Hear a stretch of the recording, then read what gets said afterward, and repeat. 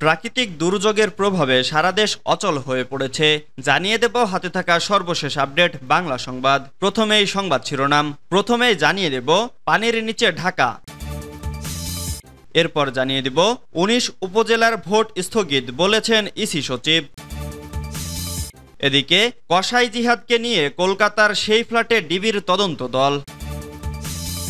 আরও জানিয়ে দিব জামালপুরে নির্বাচনী প্রচারণা কেন্দ্র ভাঙচুর, ২ প্রার্থীকে জরিমানা।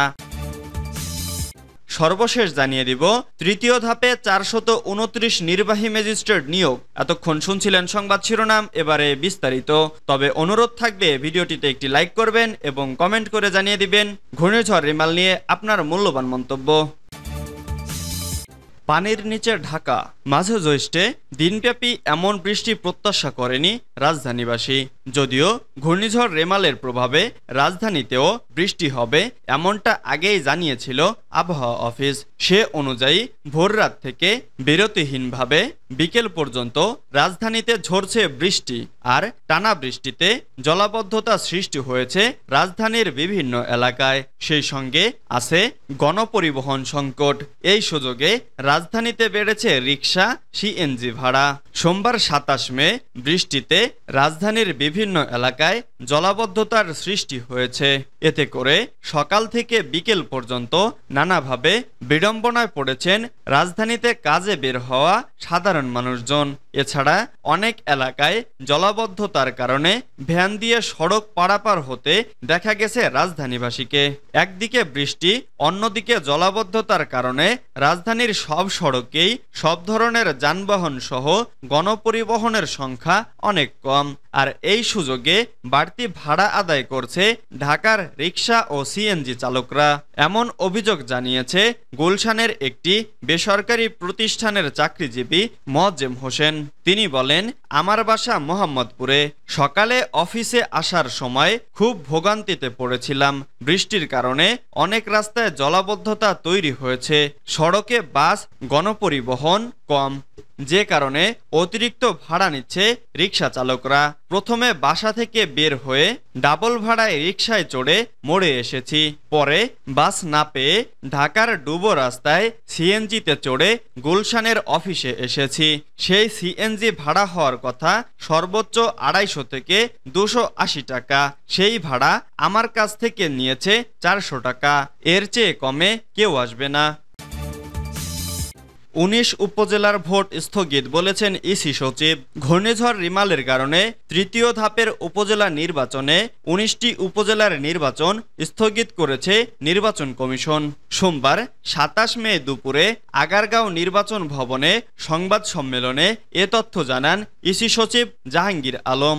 জাহাঙ্গীর আলম বলেন, মূলত আগামী ২৯ মে ষষ্ঠ উপজেলা পরিষদ সাধারণ নির্বাচনের তৃতীয় ধাপে ১০৯টি উপজেলায় ভোট গ্রহণ করতে মাঠ প্রশাসন, জেলা প্রশাসন ও নির্বাচন কমিশন প্রস্তুতি গ্রহণ করেছে।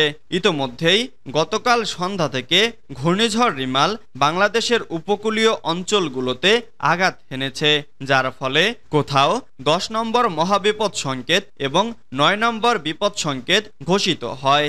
এই পর্যন্ত প্রাপ্ত তথ্য অনুযায়ী যেসব নির্বাচনী এলাকাগুলোতে জলোচ্ছ্বাসের পানি প্রবেশ, বেড়িবাঁধ ভেঙেছে, কোথাও কোথাও গাছ উপড়ে গেছে এবং কোথাও বিদ্যুৎ সংযোগ বিচ্ছিন্ন রয়েছে। তিনি বলেন, সবকিছু বিবেচনায় নিয়ে এবং জেলা প্রশাসক ও বিভাগীয় কমিশনারদের কাছ থেকে প্রাপ্ত তথ্যের আলোকে নির্বাচন কমিশন উপজেলার নির্বাচন আপাতত স্থগিত করেছে। ইসি সচিব বলেন, মোট ১৯ উপজেলার ভোট আপাতত স্থগিত হয়েছে। এই ১৯টি উপজেলার ভোট স্থগিতের ফলে আগামী ২৯ মে ৯০টি উপজেলা নির্বাচন অনুষ্ঠিত হবে। এই ১৯ উপজেলায় এখনো পানি জমে আছে, যার ফলে স্থানীয় প্রশাসন এসব এলাকার ভোট পিছিয়ে দিতে অনুরোধ করেছে।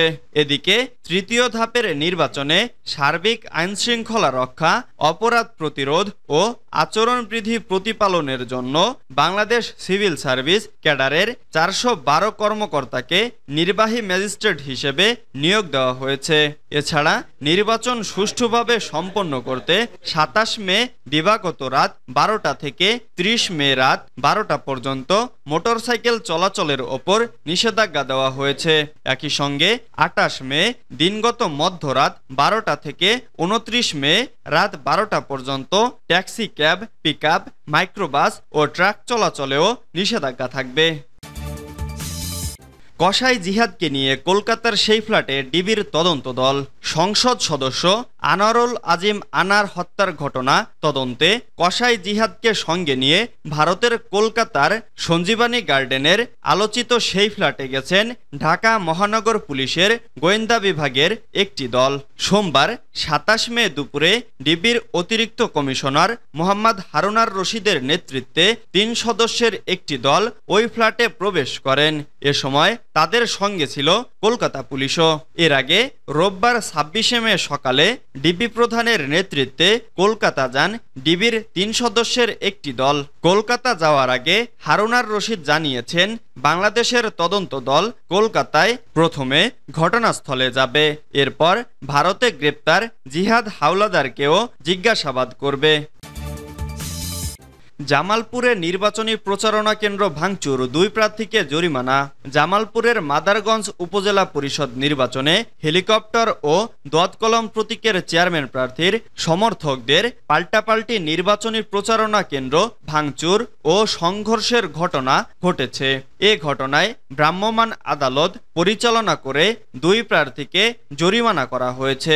রোববার ২৬ মে রাত ৮:৩০টার দিকে উপজেলার গোনারিতলা ইউনিয়নের মোসলেমাবাদ এলাকায় এ ঘটনা ঘটে। ভ্রাম্যমাণ আদালত পরিচালনা করেন সহকারী কমিশনার ভূমি ও নির্বাহী ম্যাজিস্ট্রেট সায়েদা খানম লিজা। দোয়াত-কলম প্রতীকের চেয়ারম্যান প্রার্থী ওবায়দুর রহমান বেলাল বর্তমান চেয়ারম্যান ও উপজেলা আওয়ামী লীগের সাধারণ সম্পাদক এবং হেলিকপ্টার প্রতীকের চেয়ারম্যান প্রার্থী মোহাম্মদ জয়নাল আবেদিন আয়না উপজেলা আওয়ামী লীগের আইন বিষয়ক সম্পাদক। তৃতীয় ধাপে ৪২৯ নির্বাহী ম্যাজিস্ট্রেট নিয়োগ। তৃতীয় ধাপে উপজেলা পরিষদ নির্বাচনের ভোটগ্রহণ অনুষ্ঠিত হবে আগামী ২৯ মে। এ নির্বাচনে সার্বিক দায়িত্ব পালনের জন্য বাংলাদেশ সিভিল সার্ভিস ক্যাডারের ৪১২ কর্মকর্তাকে নির্বাহী ম্যাজিস্ট্রেট হিসেবে নিয়োগ দিয়েছে জনপ্রশাসন মন্ত্রণালয়। সম্প্রতি জনপ্রশাসন মন্ত্রণালয় থেকে এ সংক্রান্ত প্রজ্ঞাপন জারি করা হয়েছে। প্রজ্ঞাপনে জানানো হয়, আগামী ২৯ মে ষষ্ঠ উপজেলা পরিষদ নির্বাচনে তৃতীয় ধাপের ভোট গ্রহণ অনুষ্ঠিত হবে। এ নির্বাচনে বিভিন্ন জেলার নির্বাচনী এলাকায় সার্বিক আইন শৃঙ্খলা রক্ষা, অপরাধ প্রতিরোধ ও আচরণবিধি প্রতিপালনের জন্য বাংলাদেশ সিভিল সার্ভিস ক্যাডারের ৪১২ কর্মকর্তাকে নির্দিষ্ট ধারা অনুযায়ী এক্সিকিউটিভ ম্যাজিস্ট্রেট হিসেবে নিয়োগ করে মোবাইল কোর্ট আইন ২০০৯ এর ৫ ধারা মোতাবেক তফসিলভুক্ত মোবাইল কোর্ট পরিচালনার ক্ষমতা অর্পণ করা হলো।